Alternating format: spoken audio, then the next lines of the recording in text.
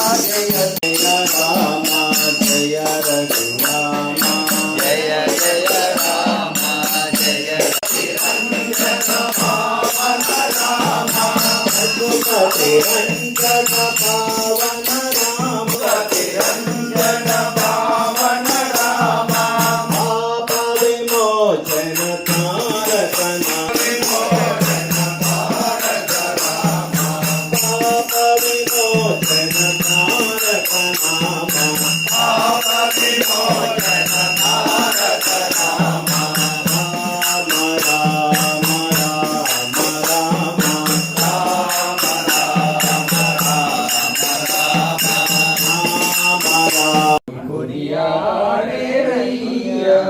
అదే చూడరయ్యా పెద్ద హనుమంతుని గుదిగొని దేవతలు కొనియాడేరయ్యా అదే చూడరయ్యా పెద్ద హనుమంతుని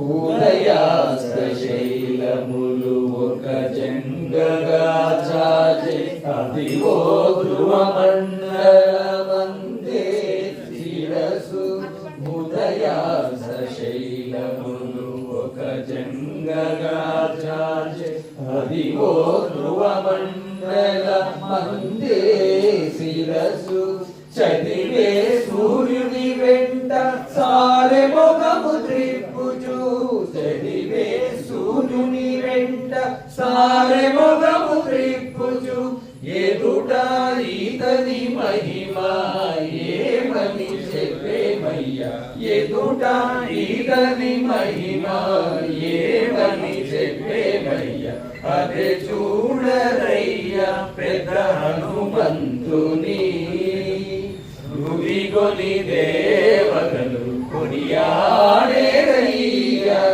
అదే చూడరయ్యా పెద్ద హనుమంతుని దండి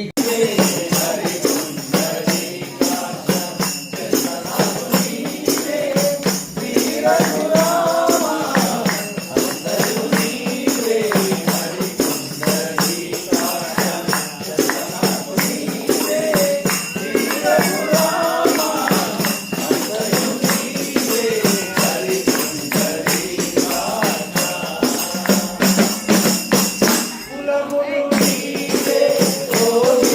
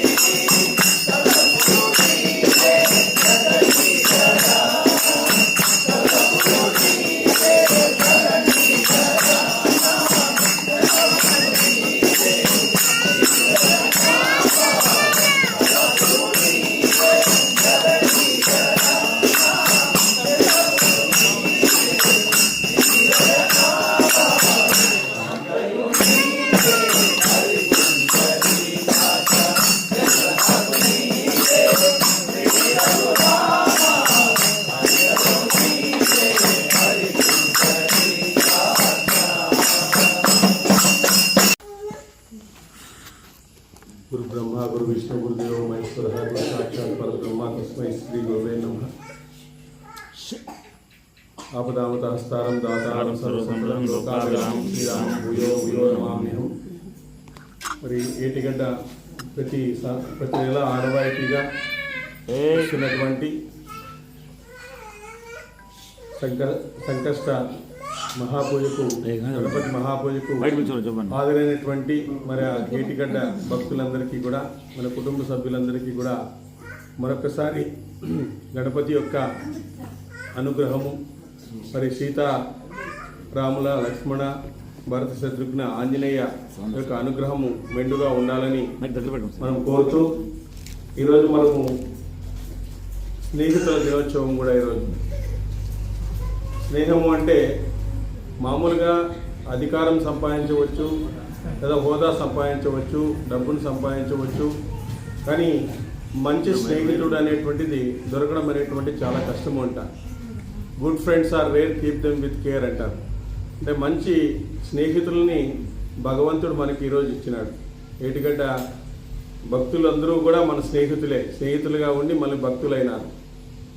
శ్రీకృష్ణ భగవానుడు కూడా అంటాడు, అర్జున నువ్వు నా భక్తుడు కాదు, నువ్వు నా భక్తుడే కాదు, నువ్వు నా మిత్రుడు కూడా, అందుకే నీకంతా చెప్తున్నాను అంటాడు. అంటే భగవంతుడినే మనము స్నేహితుడిగా మనం పొందడం అనేటువంటిది ఉండాలి అని చెప్తారు పురాణ భాగవతాల్లో కూడా.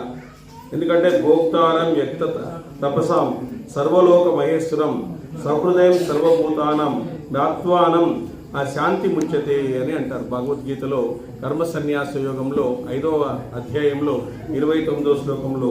యజ్ఞము తపస్సు ద్వారా పొందే ఫలితాలకు భగవంతుడే శక్తి, భగవంతుడే భోక్త, ఆయన సమస్త లోకాలకు అధిపతి, సర్వజనుల పట్ల స్నేహభావం కలిగినటువంటి పరమాత్మను తెలుసుకున్న వ్యక్తి నిజమైనటువంటి శాంతిని పొందుతాడు అని భగవద్గీతలో మనకు చెప్తారు. అదేవిధంగా చూడండి, మనకు ద్రుపదుడు, ద్రోణుడు స్నేహం చేశారు, అది విఫల స్నేహం అయిపోయింది. ఆయన కౌరవ పక్షంలో ఉండడానికి కారణము అందుకేనంట, ఆ ద్రుపదుడిని చంపాలనేటువంటి ఉద్దేశం కూడా అతనికి ఉందంట. నెక్స్ట్ తర్వాత ఆ సుఫల స్నేహం చేసినారు ఇద్దరు. ఎవరు? కర్ణుడు, దుర్యోధనుడు. కానీ ఆయన స్నేహానికి అంత ప్రాధాన్యత ఇచ్చినాడు. శ్రీకృష్ణ భగవానుడు రమ్మన్నా కూడా వెనక్కి రాలేదు, ఈ సైడ్ రాలేదు ఆయన పాండవుల వైపు. కానీ ఆయన యుద్ధానికి కారణమైనాడు. అది సుఫల స్నేహం అంటారు. తర్వాత సఫల స్నేహం అనేటువంటిది ఉంటుంది. సఫలము అంటే ఏమి? వాళ్ళ స్నేహము లోక కళ్యాణం కోసం అయింది. ఎవరి స్నేహము? అర్జునుడు, శ్రీకృష్ణుడు. వాళ్ళ యొక్క స్నేహము సఫల స్నేహమైంది. గొప్ప ధర్మం అనేటువంటిది పునఃప్రతిష్ఠించబడింది. శాంతి అనేటువంటిది మనకు లభించింది. కాబట్టి మంచి స్నేహితుడు అనేటువంటి వాడు ఎట్లుండాలంటే మనకు చెప్తాడు, మంచి స్నేహితుడు తప్పు చేయకుండా చూడాలంట. మన స్నేహితుడు తప్పు చేయకుండా చూడాలంట. మన స్నేహితుడిని మేలు కోరాలంట. మనం స్నేహితుడి యొక్క రహస్యాలు ఎవరికి చెప్పకూడదంట.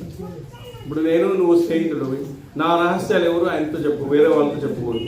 మనలోని గుణాలను తెలియజేస్తుండాలంట. మనలో స్నేహితుల్లో ఉండేటువంటి గొప్ప గుణాలను తెలియజేస్తూ ఉండాలంట.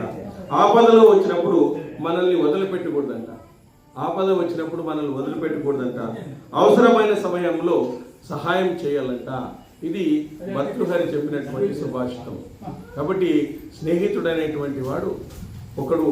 ఎందుకంటే స్నేహితుడు అనేటువంటి పదానికి ఒక అర్థం ఇవ్వాలి అంటే, ప్రపంచమంతా వదిలిపోయినా నీ వెంట ఉండేటువంటి వాడు స్నేహితుడు అంట. ప్రపంచమంతా వదిలిపెట్టినా ఎవరుంటాడు మన వెంట అంటే భగవంతుడే ఉంటాడు. ప్రపంచమంతా వదిలేసినా కూడా భగవంతుడే మన స్నేహితుడైతాడు. కాబట్టి అట్లాంటి భగవంతుడే మనం అందరూ కూడా స్నేహితుడిగా ఈరోజు పొందినాం. కాబట్టి మనం శాంతిగా ఉంటున్నాము, మనం సుఖంగా ఉంటున్నాము, ఆరోగ్యంగా ఉంటున్నాము, ఆనందంగా ఉంటున్నాము, అహంకారం లేకుండా, మమకారం లేకుండా ఉంటున్నాము. అట్లాంటి గొప్పదైనటువంటి సంకష్ట చతుర్థిని మనం అందరూ కూడా ఈరోజు జరుపుకుంటున్నాం. మరి ఆయనకి సువర్ణమాల కంటే గరికమాల చాలా ఇష్టము అంటారు. గణపతికి సువర్ణమాల వేస్తే ఆయన ఒప్పుకోడు, గరికమాల వేస్తారు. ఎందుకు గణపతికి పూజ అనేటువంటిది చేస్తారు? ప్రథమ పూజ అంటే చూడండి, మనం పంచభూతాల నుంచి పుట్టినాం, మళ్ళీ పంచభూతాల్లో కలిసిపోతాం. ఆ యొక్క తత్వముతో మనం పూజ చేయాలన్న. అందుకే మొత్తము త్రిమూర్తులు కూడా ఆయన్ని పూజించినారు. త్రిమూర్తులు కూడా ఆయన పూజించినారు. ఎందుకు అంటే ఆ తత్వం తెలుసుకునే పూజ చేయాలి. లేకుంటే పూజ చేసేటప్పుడు అహంకారం వస్తుంది, నేను చేస్తున్నాను. మనం పంచభూతాల నుంచి పుట్టినాం, పంచభూతాల్లో కలిసిపోతాం. అదే తత్వమే గణపతి తత్వం. మనం కూడా అంతే, పంచభూతాలు మనలో ఉన్నాయి, మళ్ళీ పోయిన తర్వాత పంచభూతాల్లో కలిసిపోతాం. అదే తత్వమే మనది. ఆ తత్వాన్ని మనం తెలుసుకొని పూజ చేయాలంట. అందుకే త్రిమూర్తులు కూడా ఆయన్నే పూజించడం అనేటువంటి జరిగింది. చూడండి, ఆ విధంగా గరికమాల ఎందుకు ఇష్టము అంటే, ఒకసారి ఒక రాజు ఉండేటువంటి వాడంట, సురసేనుడు అని చెప్పేసి. అవంతిపురంలో సులభుడు అనేటువంటి రాజు ఉండేవాడంట. ఒకరోజు ఆయన సతీ సమేతంగా ఆలయానికి వెళ్ళాడంట. అక్కడ ఒక యాచకుడు గట్టిగా శబ్దం చేస్తున్నాడంట. అప్పుడు ఆ ప్రభు ఏమన్నాడంటే, నా ఏకాగ్రతకు భంగం కలిగింది, అందువల్ల నువ్వు వచ్చే జన్మలో ఎద్దుగా జన్మిస్తావు అన్నాడు. అప్పుడు యాచకుడు గట్టిగా అరుస్తూ, నువ్వు గాడిదగా జన్మిస్తావు అన్నాడు రాజు. రాజును తిడతావా అని చెప్పేసి రాణి, నువ్వు వచ్చే జన్మలో కటిక దరిద్రాన్ని అనుభవిస్తావు అని చెప్పినాడు. అప్పుడు రాణిని కూడా వాడు చెప్పించినాడట, నువ్వు కూడా కటిక దరిద్రాన్ని అనుభవిస్తావు అని చెప్పి. సో ఇట్లా ఒకరేమో గాడిదగా, ఒకరేమో ఎద్దుగా, రాణేమో కటిక దరిద్రంగా జన్మించిందంట. నెక్స్ట్ జన్మలో వాళ్ళు ముగ్గురు ఒక ఆలయం దగ్గరికి చేరుకున్నారు. ఆలయం దగ్గర చేరుకుంటే ఈ కటిక పేదరాలైనటువంటి రాణి ఉంది కదా, ఆమె అక్కడ గరికనంతా తీసుకొని వచ్చి విఘ్నేశ్వరుని బయట పెట్టిందంట. అంటే గుడి లోపల కాకుండా బయట పెట్టిందంట. బయట పెడుతూనే ఆ గరికను చూస్తేనే ఎద్దు గాడిద, ఎద్దెవరు ఇక్కడ? రాజు. తర్వాత గాడిద ఎవరు? యాచకుడు. వాళ్ళిద్దరూ కూడా పరిగెత్తి వచ్చినారంట ఆ గరికను తినడానికి. గరికను తింటూనే ఈమె ఒక కట్టె తీసుకుని మొత్తం కొట్టడానికి వెళ్ళిందంట. అప్పుడు వాళ్ళంతా మొత్తం ప్రదక్షిణ చేసిందంట. ఆ గాడిద, ఎద్దు రెండు ప్రదక్షిణ చేసిన తర్వాత ఆ గరిక గాలికి వెళ్ళి స్వామికి తగిలిందంట. ఆ స్వామికి తగులుతూనే వాళ్లకు మళ్ళీ నిజ రూపాలు రావడం అనేటువంటి జరిగిందంట. కాబట్టి గరిక అనేటువంటిది అంత శ్రేష్టమైనటువంటిది. గరిక తగులుతూనే, అంటే ప్రకృతికి సంబంధించినటువంటి గణపతి కాబట్టి గరిక తగులుతూనే వాళ్లకు నిజరూపం అనేటువంటిది రావడం జరిగింది. అందువల్ల మనము మాటలు మాట్లాడేటప్పుడు జాగ్రత్తగా ఉండాలా. ఆ జాగ్రత్తగా లేకుండా పోతే మరుజన్మలో ఆ విధంగానే తయారవుతాము. ఎవరిని చిక్తే వాడిని శపించకూడదు, ఇష్టానుసారం మాట్లాడకూడదు అని చెప్పేసి మనకు ఈ గణపతి తత్వం అనేటువంటిది, అంటే గణపతిని వాక్ స్వరూపంగా మనం చెప్పడం అనేటువంటి జరిగిందన్నమాట. వాక్ స్వరూపంగా మనం చెప్పడం అనేటువంటి జరుగుతుంది. కాబట్టి ఆయన వాక్కుకు ప్రతినిధి, వాక్కునిస్తాడు ఆయన. తర్వాత మనకు సంకటాన్ని తీసేస్తాడు, కొన్ని చెడ్డ కార్యాలకు సంకటాన్ని కలిగిస్తాడు కూడా.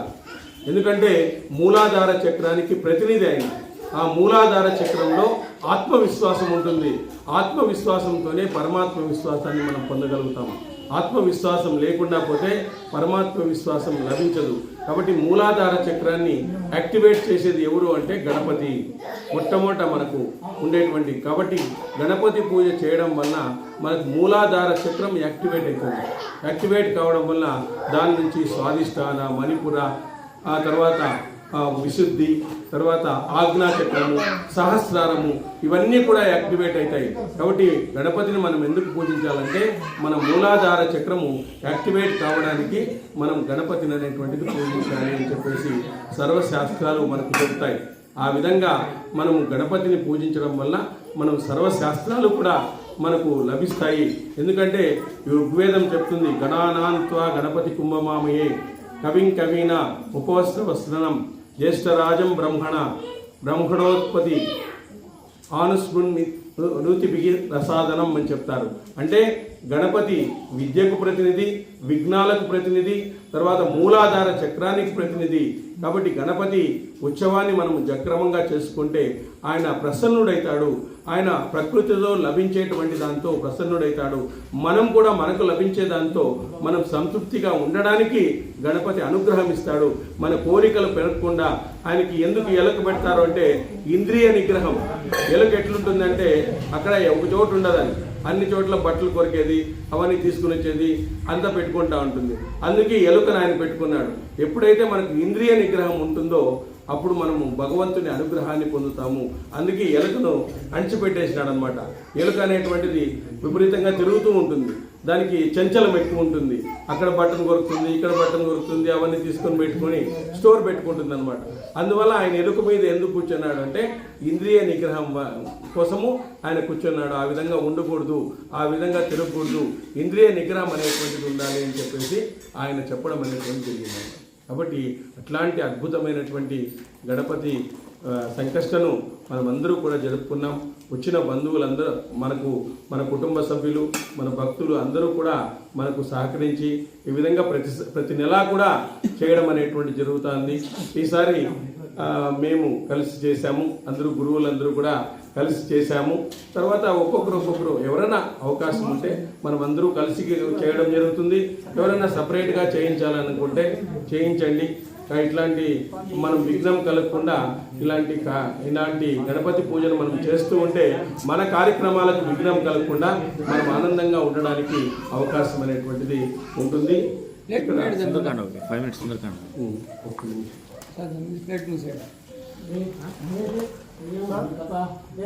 రెండు పద్ధతులు మీరు ఒక మాట చెప్పండి. అయిపోయినాయి అందరూ. జై ఇందిరారమణ గోవింద లక్ష్మీ రమణ గోవింద. ప్రియ భక్తులారా, మరి ఇంతవరకు పరమేశ్వరుని యొక్క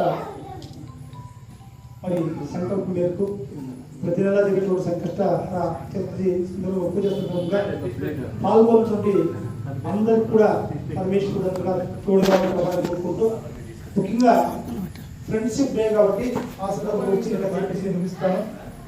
ముఖ్యంగా స్నేహం అంటే ఏ విధంగా ఉండాలని చెప్పేసి మనం ఎన్నిసార్లు చెప్పుకుంటాము. ఆ స్నేహం కట్టుబడి నిలవడాలంటే చాలా కష్టంగా ఉంటున్నాను. ఎందుకంటే సుఖాలు వచ్చినప్పుడు స్నేహం చేసుకోవడం ఈజీ అయిపోతుంది. ఎదురు మనుషులు కష్టం వచ్చినప్పుడు అట్లా నిలబడి మనం ఇబ్బంది అయిపోతుంది. నా సంబంధించిన చిన్న కథ చెప్పేసి నిర్మిస్తాను. ఒక ఊర్లో రాము రాజు నిమిషి ఇద్దరు మిత్రులు ఉండేవాళ్ళు. మరి రాము ఒక ఊర్లో ఉండేవాడు, రాజు ఆయన వేరే ఊరు చదువు కోసం పోయినాడు. అనుకోకుండా సెలవులు వచ్చి ఇద్దరు కలుసుకుని అట్లా ఒక పొలానికి పోతూ ఉన్నారు. పోతూ మాట్లాడుకుంటూ పోతున్నారు. అదేమో అనుకున్నట్టుగా పాతకాలం విషయాలన్నీ జ్ఞాపకం చేసుకున్నారు. జ్ఞాపకం చేసుకుంటేనే అనుకోకున్నట్టుగా వాళ్ళు చిన్న వివాదం ఏర్పడింది. వివాదం ఏర్పడితేనే రాముని రాజు ఒక మాట అన్నాడు. అంటేనే రాము తీసి కేట్టుకుంటున్నాడు. అప్పుడు ఆ రాజు కింద నిలబెట్టి నా యొక్క రాము చెడ్డవాడు అని చెప్పేసి ఆ నీటి పైన రాసినాడు. నీళ్ళుంటే నీళ్ళ పైన రాసినాను. రాస్తేనే అనుకున్నట్టుగా ఇంకొంచెం నడుచుకుంటూ పోయినారు. ఒక భూమిలోకి రాజు పడిపోయినాడు. పడిపోతేనే అక్కడ రాము ఆయన దగ్గర ఉంటుంటే ఒక వస్త్రాన్ని నింపేసి ఆయన పట్టుకొని చెప్పినంట. పట్టుకుంటేనే లాగినాడు ఆ బుద్ధ నుంచి. లాగితేనే మళ్ళీ రాజు లేచి లెక్కేసి ఒక రాజు పైన ఒక ముందు రాజు చెప్తూ ఉన్నాడు. ఏం రాస్తున్నావు అంటే, నా యొక్క మిత్రుడు రాము చాలా మంచివాడు చెప్పి రాస్తున్నాడు. ఎందుకంటే ఇట్లా రాజుపై నువ్వు మంచివాడికి రాస్తున్నావు, నీళ్ళ పైన చెడు రాసినంటే చెడుదం అనేది వెంటనే సమస్యకోవాలి కాబట్టి ఇంటి రాసినాను. మంచిదం అనేది ఎక్కువ కాలం నిలబడాలి కాబట్టి రాజుపై రాసినాను. కాబట్టి మనలో ఏదైనా చెడు ఉంటే తొందరగా పోకపోదు, మంచి శాస్త్రం నిలబడాలి. స్నేహం కూడా మనం అనుకుంటాం కానీ అన్ని కాలంలో ఒకే రకంగా ఉండేది కదా. అది అవతారం గుర్తుకే సత్యం కాలేదు. అన్ని కాలంలో ఒకే రకంగా ఉండలేదు. ఒక కాలంలో మంచిగా ఉంటాము, ఒక కాలంలో అనుకోకుండా శత్రుత్వం ఏర్పడుతుంది, అనుకోకుండా మాట పట్టింపు వస్తుంది. అయినా మెరుగుకొని నా యొక్క పరమేశ్వరుని యొక్క పుత్రుడే వీరు ఈయన కూడా భావన చేసుకోవాలి. నేను ఏ విధంగా జన్మ తీసుకున్నానో ఆయన కూడా ఆ విధంగా జన్మ తీసుకున్నాను. కాబట్టి ఇద్దరికి తన ఆయన పరమేశ్వరుడే కాబట్టి మనం అంటే ఒకటిగా ఉందని భావన చేసుకోవాలి. కాబట్టి మనం అందరూ కూడా భూమికి వచ్చినప్పుడు స్నేహంగా ఉన్నందుకు స్నేహంగా ఉన్నాము. ఆ స్నేహ యొక్క మాధురాన్ని అనుభూతి చెంది మరి పరమేశ్వరుని పిలుపు మేరకు ఆనందంగా అనుభూతి చిన్న సామ్రాజ్యం చేసే ప్రయత్నం చేద్దాం.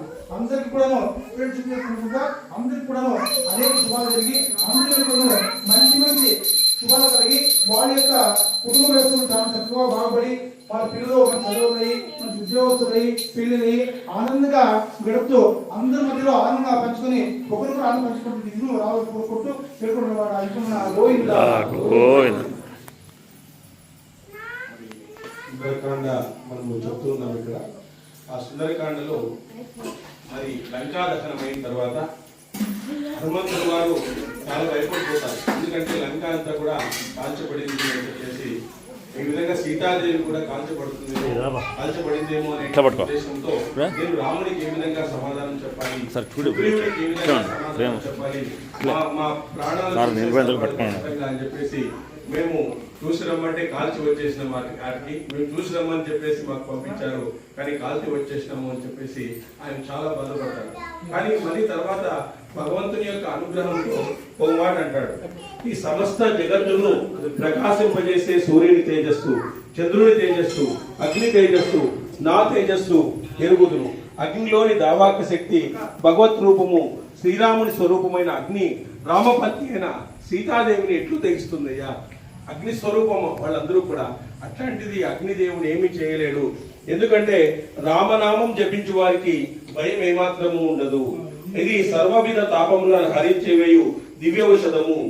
నా శరీరం నందు అగ్నిదేవుడు కూడా నీటి వలె చల్లని ధనాన్ని ప్రసాదిస్తున్నాడు.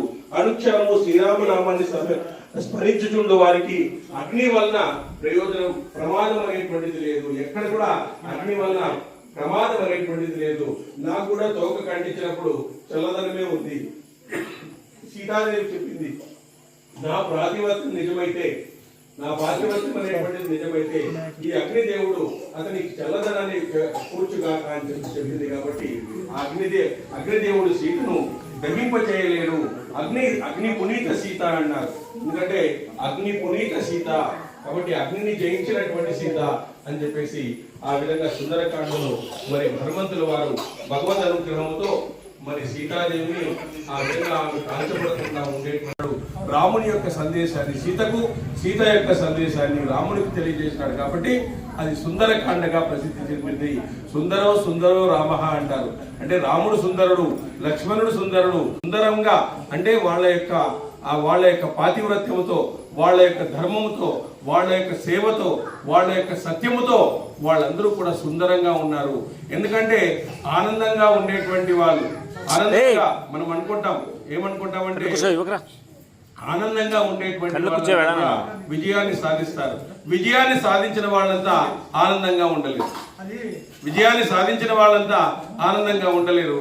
కానీ ఆనందంగా ఉండే వాళ్ళంతా కూడా విజయాన్ని సాధిస్తారు ఖచ్చితంగా. కాబట్టి ఎప్పుడు ఆనందంగా ఉంటే మనం భగవద్భక్తి ద్వారా మనం మోక్ష సాధనకు, మన యొక్క ఆత్మ సాధనకు, జ్ఞానానికి మనము ఆలవాలమవుతాము. కాబట్టి ఇట్లాంటి గొప్పదైనటువంటి మన పురాణాల ద్వారా ఈ ఆలోచనలు మార్చుకుని మహోన్నతమైనటువంటి జన్మను మనం తీసుకోవడానికే మనం ఇక్కడ వచ్చినాం. కానీ ఏదో మనకు భౌతికమైనటువంటి సుఖాలు, భౌతికమైనటువంటి అధికారాల కోసమో కాదు. ఇవన్నీ మనకు పరిమితం, ఏ రోజైనా వెళ్ళిపోయేవే. శివలింగం మీద మనము పోస్తూ ఉంటాం, అన్ని కిందకి వెళ్ళిపోతాయి. ఈ కారణం ఏమంటే నీకేది వచ్చినా వెళ్ళిపోతుంది. వచ్చినప్పుడు ఆనందపడు, పోయేటప్పుడు గుడ్ బై చెప్పు అని చెప్తుంది. కాబట్టి ఆ విధంగా మనం ఉండాలా, మనం ఆదర్శవంతంగా ఉండాలి, ఆత్మ జ్ఞానాన్ని సంపాదించాలి, మహోన్నతమైనటువంటి జన్మను సాధించాలి అని చెప్పేసి మనకు రామాయణం అనేటువంటిది తెలియజేస్తుంది. శ్లోకం ఒక శ్లోకం చదివినా రైట్. గోవింద అది యాడ్ చేసుకోండి. ముగ్గురు అంటే రైట్ అంతే. మీరు మార్చారా? లేదు మీరు మార్చారు. లేదు అటేం లేదు, స్నానంలో పర్వాలేదు.